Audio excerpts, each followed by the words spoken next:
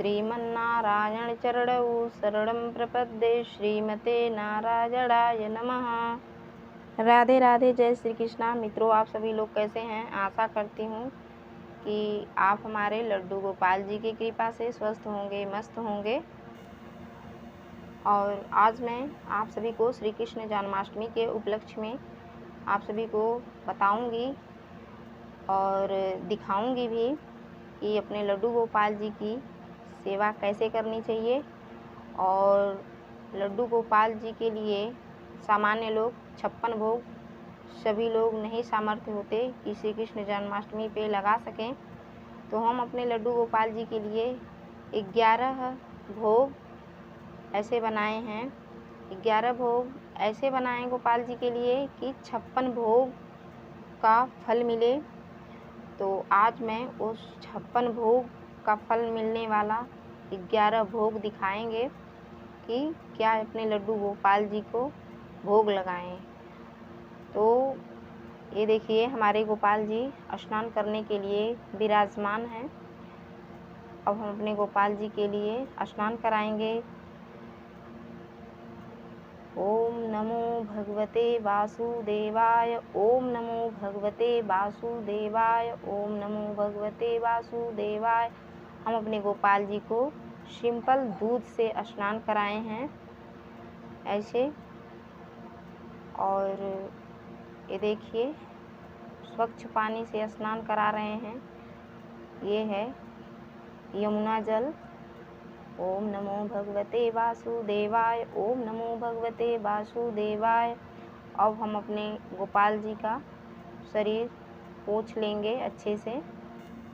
तो हम अपने गोपाल जी का ये शरीर पोंछ रहे हैं। अच्छे से पोंछ लेना चाहिए अपने लड्डू गोपाल जी का शरीर। ये देखिए, पोंछ लिए हैं हम। अब अपने गोपाल जी को वस्त्र पहनाएंगे हम।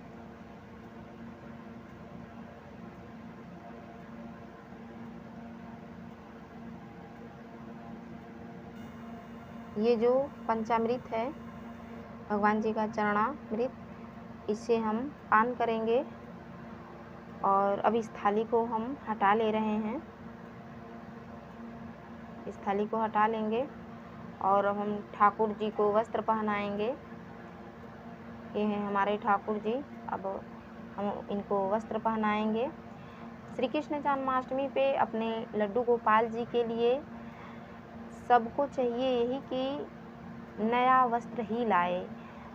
अगर सामर्थ्य है तो हैवी ड्रेस लाएं, नहीं सामर्थ्य है तो सस्ता ही ड्रेस लाएं, लेकिन अपने गोपाल जी के लिए नया वस्त्र ज़रूर लाना चाहिए। तो हमारे गोपाल जी वस्त्र पहन लिए हैं। ये देखिए दोस्तों, कितना क्यूट लग रहे हैं हमारे श्याम सुंदर मोहन। ये देखिए, अब हमारे ठाकुर जी अपने आसन पे विराजमान होंगे, हमारे लड्डू गोपाल जी। और अब हम अपने लड्डू गोपाल जी को इनके आसन पे विराजमान कर लिए हैं, अपने कन्हैया को। और हम अपने गोपाल जी को अब इनका ज्वेलरी पहनाएंगे एक एक करके। अपने कान्हा जी को ये हम माला पहना दिए और ये अब कान का कुंडल पहना रहे हैं। सारी ज्वेलरी एक एक करके पहना दें। और हो सके तो अपने कन्हैया जी के लिए सारे ये जो ज्वेलरी है, वस्त्र से लेकर मुकुट तक, और आज के दिन इनका जनेऊ भी बदल लेना चाहिए अपने लड्डू गोपाल जी का। अब हम ये सब पहना लिए हैं। अब अपने कन्हैया जी को ये बाल लगाएंगे और मुकुट धारण कराएंगे। ये देखिए, हमारे कान्हा जी ये मुकुट धारण कर लिए। और अब हम इन्हें कड़ा पहनाएंगे। ये कड़ा पहना दिए हैं। अब कन्हैया जी को बांसुरी दे दें। ये देखिए, हम बांसुरी दे दिए हैं। और अब हम अपने लड्डू गोपाल जी को भोग लगाएंगे, जो मैं आप सभी से पहले ही बताई कि 56 भोग का फल मिलेगा। अगर जो आप ऐसे भोग लगाएंगे। 11 भोग मैंने बनाए हैं अपने लड्डू गोपाल जी के लिए। तो अब मैं आप सभी को भोग दिखाऊंगी कि अपने गोपाल जी के लिए ऐसे भोग लगाएं। तो भोग में ये है, हम आपको एक एक भोग दिखाएंगे कि अपने गोपाल जी को कैसे 56 भोग का ये फल पाने वाला ये प्रसाद, महाप्रसाद बनाए हैं अपने घर पे अपने हाथों से। तो ये देखिए, ये रसगुल्ला है,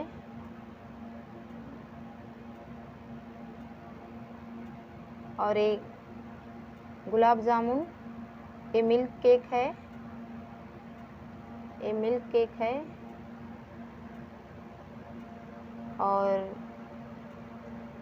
ये मालपुआ, मिश्री प्रसाद, और ये है बालूशाही, ये है बर्फी,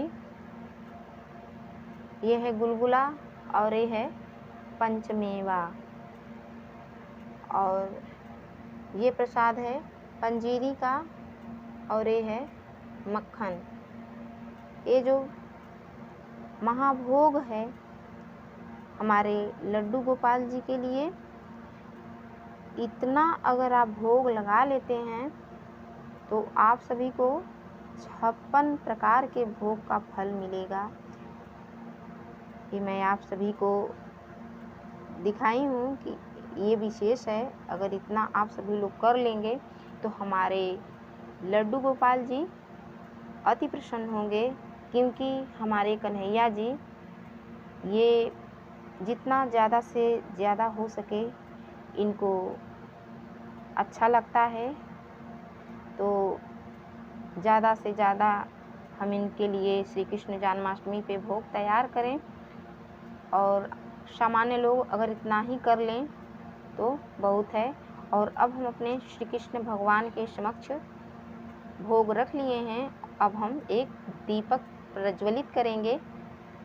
ये देखिए, दीपक हम प्रज्वलित कर लिए हैं, और अब हम फल का भोग लगाएंगे अपने मनमोहन को। तो ये है फल,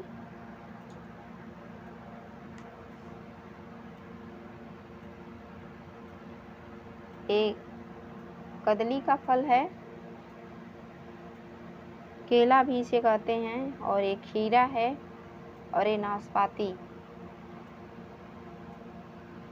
जो आप सभी लोगों से हो पाए उतना अपने कन्हैया जी के समक्ष लेकर हाजिर रहना चाहिए, क्योंकि हमारे कान्हा तो बस प्रेम से ही रिझते हैं। तो अपने श्री कृष्ण जन्माष्टमी पे ऐसे हम भोग लगाए हैं अपने कन्हैया जी को। तो ये देखिए, ऐसे ही सबको भगवान जी को भोग अर्पण करना चाहिए।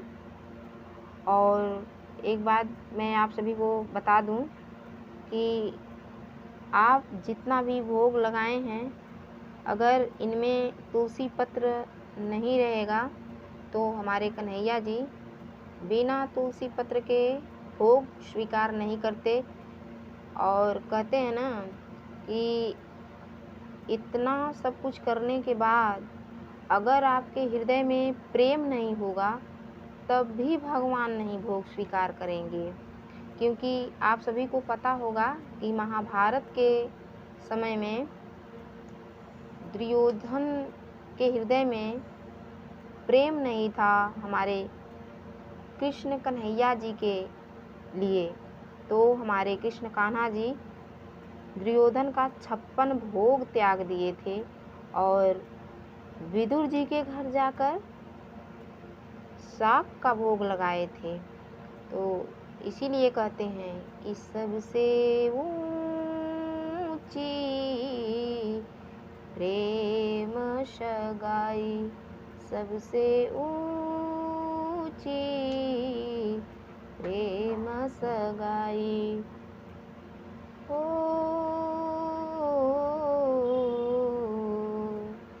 प्रेम की बस में श्री कृष्ण जी विदुर घर पाए साग। सबसे ऊंची प्रेम सगाई। प्रेम के बस में मेवा त्यागे, प्रेम के वश में मेवा त्यागे। साग विदुर घर खाई। सबसे ऊंची प्रेम सगाई। सबसे ऊंची प्रेम सगाई। कहते हैं ना जाने कौन से गुण पर दया निधि रीझ जाते हैं। यही सद ग्रंथ कहते हैं। यही हरि भक्त गाते हैं। ना जाने कौन से गुण पर दया निधि रीझ जाते हैं। यही सद ग्रंथ कहते हैं। यही हरि भक्त गाते हैं। तो हम अपने गोपाल जी को ऐसे भोग अर्पण करना चाहिए। और हम आप सभी को अवगत करा दिए हैं कि अपने गोपाल जी के लिए आपके हृदय में श्रद्धा प्रेम होना चाहिए। जब ही हमारे गोपाल जी ये भोग अर्पण करेंगे और ग्रहण करेंगे। नहीं तो केवल आप तुलसी पत्र रख देंगे। सबको यही पता है कि हाँ, भगवान जी को बिना तुलसी पत्र के भोग स्वीकार नहीं करते। तो बस भगवान जी को तुलसी पत्र अपना रख देते हैं। हाँ, भगवान जी पालिए। अगर हमारे हृदय में भगवान जी के लिए श्रद्धा प्रेम भाव नहीं होगा तो हमारे भगवान जी नहीं अर्पण करेंगे, नहीं भोग स्वीकार करेंगे। भले ही आप तुलसी पत्र रखे हो तो क्या, स्वयं अपने आप को भगवान जी के चरणों में तुलसी पत्र बनकर समर्पित हो जाएं। तब देखिए भगवान जी आपके भोग को भी स्वीकार करेंगे और आपको भी भगवान जी स्वीकार करेंगे। भक्तों, अगर एक बार भगवान जी ने आपके भोग को स्वीकार कर लिया और आपको स्वीकार कर लिया तो समझ लीजिए कि आपकी किस्मत चमक जाएगी। और हमारे कन्हैया जी ने आप पे इतना उपकार कर देंगे जैसे सुदामा जी का किए उपकार। और बहुत से लोगों का भगवान जी ने कितना सुंदर सुंदर चमत्कारी लीला किए हैं, आप सभी को तो पता ही होगा। और हमारे कन्हैया जी श्री कृष्ण जन्माष्टमी पे अगर कान्हा जी प्रसन्न हैं तो इनका जो मुख है ये मुस्कुराता हुआ आपको दिखेगा। जैसे कि देख लीजिए, मैं आप सभी को एक चमत्कार दिखा दूं। देखिए हमारे लड्डू गोपाल जी कितना खुश हैं, आप लोग देखकर अनुमान लगा सकते हैं। ये देखिए हमारे कन्हैया जी बहुत प्रसन्नचित्त हैं, हमारे कान्हा। तो ऐसे सभी को अपने श्री कृष्ण जन्माष्टमी पे पूजन पाठ करना चाहिए। और मैं आप सभी को एक विधि और बताऊंगी कि श्री कृष्ण जन्माष्टमी पे कैसा एक काम करना चाहिए कि मैं आप सभी को दिखा रही हूँ। एक खीरे का प्रयोग कि अपने कन्हैया जी को कैसे बहुत से लोग जन्म करवाते हैं इस विधि से। तो मैं आप सभी को वो विधि भी एक दिखाऊंगी, आप सभी लोग ज़रूर देखिएगा। हमारा वीडियो पूरा देखेंगे जब भी आप सभी को पूरा विधि समझ में आएगी। नहीं, अगर आप छोड़ देंगे तो समझ लीजिए कि आप श्री कृष्ण जन्माष्टमी की पूजा संपूर्ण नहीं देख पाएंगे, नहीं कर पाएंगे। तो इसलिए संपूर्ण विधि देखने के लिए आप लोग ज़रूर तत्पर रहिएगा, हमारा पूरा वीडियो देखिएगा। तो ये विधि है, ये देखिए। अब ये जो खीरा लेना है, इस खीरे को जो ये डंठल के तरफ का हिस्सा है, ये देखिए डंठल के तरफ का हिस्सा है, इसे हमें चाकू से नहीं, हमें एक सिक्के से काटना है। तो ये बहुत आसानी से कट जाता है, तो ऐसा नहीं है, आप इसको आराम आराम से, क्योंकि ये भगवान जी का नाल काटना बोलते हैं। तो ऐसे हम श्री कृष्ण भगवान जी का, श्री कृष्ण जन्माष्टमी के दिन जब भगवान जी का जन्म हो जाता है, तो ये एक विधि है, ये बहुत शुभ विधि है, इसको करना चाहिए, सभी को करना चाहिए। तो ऐसे ही हमें ये अलग करके फिर इसको वहीं पे रख देना चाहिए। ये एक विधि है, तो इस विधि को ज़रूर सभी को करना चाहिए। और मैं आप सभी को बता दूं कि 2023 में श्री कृष्ण जन्माष्टमी कब मनाई जाएगी। बहुत लोग कह रहे हैं कि 6 तारीख को, बहुत लोग कह रहे हैं 27 तारीख को, लेकिन हमारे श्री धाम वृंदावन में, मथुरा में श्री कृष्ण जन्माष्टमी 7 तारीख को मनाई जा रही है, और 7 तारीख को ही है, इसलिए कि जहाँ हमारे श्री कृष्ण भगवान ने अवतार लिया है इस जगत के कल्याण के लिए, उस भूमि पे जब 7 तारीख को मनाया जा रहा है, तो 6 तारीख को श्री कृष्ण जन्माष्टमी कैसे हो सकती है। तो इसलिए हम 7 तारीख को श्री कृष्ण जन्माष्टमी मनाएं। और आप सभी को श्री कृष्ण जन्माष्टमी की ढेर सारी शुभकामनाएं। आप सभी का मंगल हो, कल्याण हो। और श्री कृष्ण जन्माष्टमी के दिन हम भगवान जी को ये इतना सारी आप सभी को हम विधि दिखाए, और लास्ट में हम श्री कृष्ण भगवान जी की आरती करेंगे, अपने कन्हैया जी की। अब हम आप सभी को आरती करके दिखाएंगे। आरती कुंज बिहारी की, श्री गिरधर कृष्ण मुरारी की। आरती कुंज बिहारी की, श्री गिरधर कृष्ण मुरारी की। गले में बैजंती माला, बजावे मुरली मधुर बाला। श्रवण में कुंडल छलकाला, नंद के आनंद नंद लाला। श्री गिरधर कृष्ण मुरारी की, श्री गिरधर कृष्ण मुरारी की। आरती कुंज बिहारी की, श्री गिरधर कृष्ण मुरारी की। ऐसे ही अपने लड्डू गोपाल जी की ऐसे ही आरती करनी चाहिए। उस दिन हमारे कन्हैया जी बाल स्वरूप में हैं, तो ये देखिए अपने गोपाल जी की हम आरती कर लिए हैं। और हम अपने गोपाल जी को अब ये भोग पवाएंगे अपने शुभ हाथों से, क्योंकि हमने पहले ही बताया कि अगर हमारे हृदय में भगवान जी के लिए प्रेम नहीं है, तो भगवान जी ये भोग स्वीकार नहीं करेंगे। किसी के आगे रख देने से कोई भोग थोड़ा स्वीकार कर लेता है, तो इसलिए हम अपने हाथों से भगवान जी को ये भोग पवाएंगे। तो ये देखिए हम भोग, सर्वप्रथम हम भगवान जी को माखन पवाएंगे, क्योंकि हमारे कन्हैया जी को माखन बहुत प्रिय है, अति प्रिय है। तो श्री कृष्ण जन्माष्टमी के दिन अपने कृष्ण लला को सर्वप्रथम माखन पवाना चाहिए।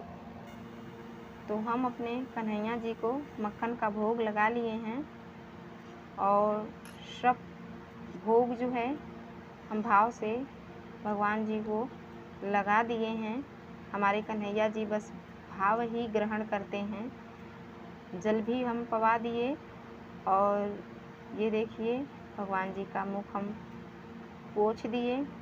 और आप सभी को इतना सब कुछ पूजन पाठ करने के बाद भगवान जी के सारी ये जो विधि है करने के बाद भगवान जी से हमें विनती करना चाहिए कि हे प्रभु, अगर इस पूजा पाठ में कोई भी त्रुटियां हुई हो तो आप क्षमा करिएगा। भगवान जी से प्रार्थना करके दंडवत प्रणाम करना चाहिए भगवान जी के समक्ष। और आप सभी को ये वीडियो अच्छी लगी हो तो लाइक सब्सक्राइब ज़रूर करें और शेयर करें और कमेंट में हमें लिखकर ज़रूर बताएं कि ये वीडियो आप सभी लोगों को कैसा लगा। राधे राधे, जय श्री कृष्णा।